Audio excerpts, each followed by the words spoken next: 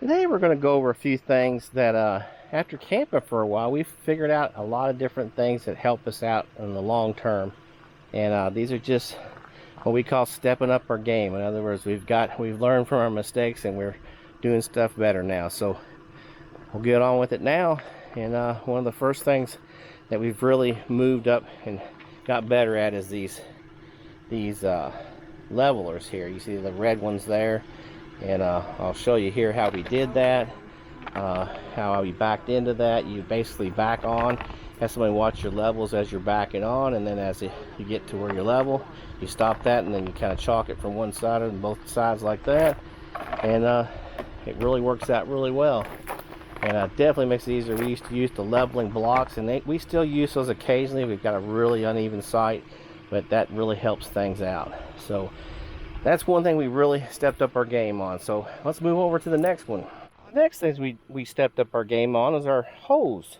You can get regular hoses, but we found that these Flexilla hoses, these big bright yellow ones, work so much better. They're easy to coil up and it's not such a pain. Some of the thicker, heavier ones are just a pain to reel up sometimes, but this makes it a lot easier. So that's definitely one of them that we really enjoy working with. And we actually have quick disconnects on ours, and I've showed this on one of my other videos. But if you buy these particular ones, I believe I bought these from I'm not sure the company, but if you buy these ones with the little numbers on here, these numbers actually equate out to about 1 inch. So when this bubbles off, you know that you have to add about 1 inch in height on one side or the other side. So sometimes people buy the ones that just a level, but really come handy when you have these like this. Definitely steps up your game when you kind of know how much you have to rise up or down on each side.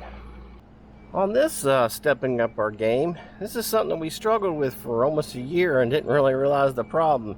This door, if you don't lubricate it, if it goes on, we had to actually lift this up to get it to click and close. And it should just go back and be able to push and snap in place. And we were having to struggle to get that thing closed. And we realized that there's this, you can get this, we bought this Houdini, it's for locks and lubricates locks. And we sprayed that inside of here, coated it down, tried it out a few times. And I tell you what, you probably need to do this like once a year. And that really makes, that's a big change in how things work. Like I say, we used to have to struggle to get that thing closed, and now it's pretty easy. So that's kind of a silly thing, but yet we still struggled with it for a year. So definitely upped our game by lubing that up properly. Last but not least on the stepping up our game on camping is a different type of solar system. A lot of these campers, I'll try to make this video exclusive to all different campers, but a lot of these different campers have this solar on the side here. And if you see here on this video here, you'll see where I actually bought a Renogy panel and I had it plugged in there. And the requirement is that these hook right into your battery, so you have to have a solar controller built into it.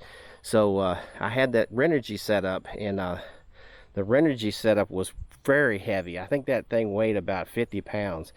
And it was nice because it did have a stand it would set up, but it was just too big and bulky to carry. And I use it on my smaller camper now. But anyway, I bought this, I think it's a Dokio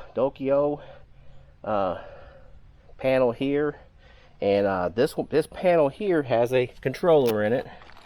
And it has all the cables that you need. I did have to buy one cable that actually has this little, there's a name for this, and I'll try to put it on here for this cable on the end. And it actually goes to this SAE cable.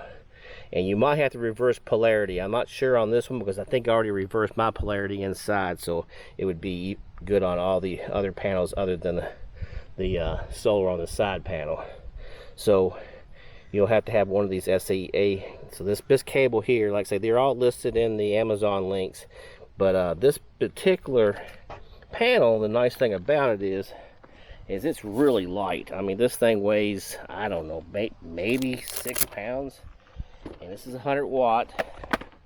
And it folds out. The only thing is, it doesn't have a stand on the back of it, but you can set it up here on the front. You just set it up here like this on the front of the camper, or wherever I can get to it. Set it like that, or prop it up against something and hook it up. And basically you set it on there, and it's got its own controller here. And you take that controller, run it into your SAE through this, and it will boost up your solar. So that for me was pretty much stepping up our game, because I really didn't like that big heavy panel. When we got this light paint panel, this is something that I would definitely be using. And that's about all I have for this video. This is just to go over some things that are stepping up your game basically after you've done this for quite a few years. We're on our 4th year and heading into our 5th coming up. And you just learn a few things that are a lot easier. And these are some of the things that we've learned over the years. And I try to make this more specific to all campers in general. It's not so much to my GeoPro, but to different ones. But these particular things have made our life a lot easier.